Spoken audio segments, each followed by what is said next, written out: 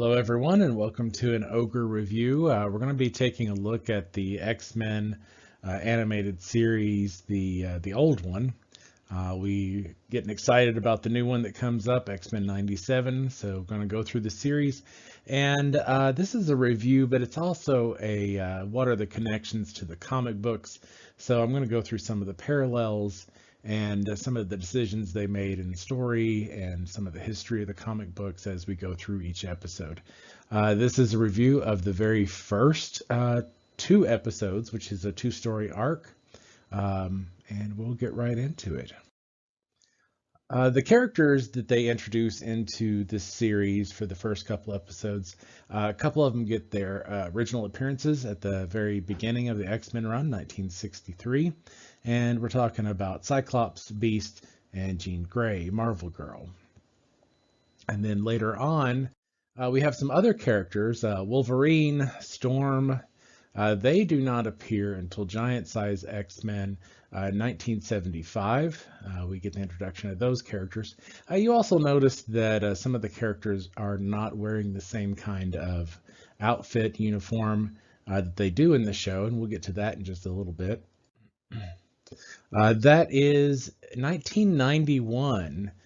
You've got Storm in her white costume, Beast in his, Jean Grey in hers, and then Professor Xavier, he has his futuristic wheelchair at the time, and so that's 1991. This comic was, for many decades, I believe, the highest selling comic ever. I believe it sold well over 1 million copies, just a record number of copies.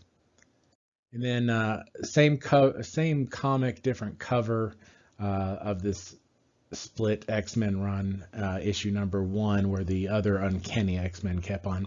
We have Rogue in the series and Gambit in the series. Psylocke and Colossus are pictured here, but they are not in these first two episodes. And also we see Wolverine and Cyclops here in the outfit that he has. Iceman also, Bobby Drake, is not making an appearance in the first episode. So that's where their outfits come from. So we've got a wide range of comics and history all kind of mixed together here, including the storyline. X-Men 244. A lot of this story is taken from this issue, which is the first appearance of Jubilee. And the story revolves around her introduction to the X-Men. So in the story, they get a lot of the text right, in the sense that she is on the run. She's living in the malls. It's very 1980 in this and that way. But the other part, the main villain, Trask, and the Sentinels are taken from a much earlier issue. We're back to the 1960s with the introduction of Trask and his Sentinels and how they're kind of hunting down mutants and so forth. So it's a mixture of those two comics, the 244th issue and the 14th issue, which span over several decades, mixed up in that storyline.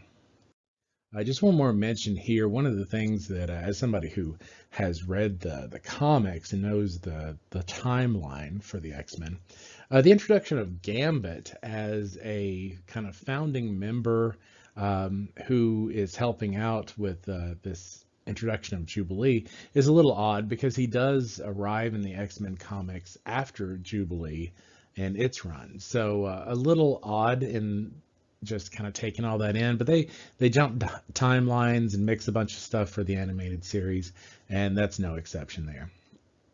So what did I think of it overall?